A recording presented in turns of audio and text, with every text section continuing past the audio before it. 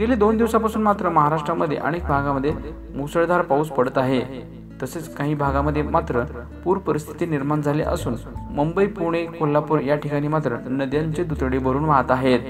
तसंच पुण्यातही पहाटेपासून मुसळधार पाऊस होत असून मावळ, मुळशी, हवेली तालुक्यातील खडकवासला परिसर आणि पुणे शहरातील शाळा 25 जुलै रोजी बंद ठेवण्याचे आदेश देखील देण्यात आले होते।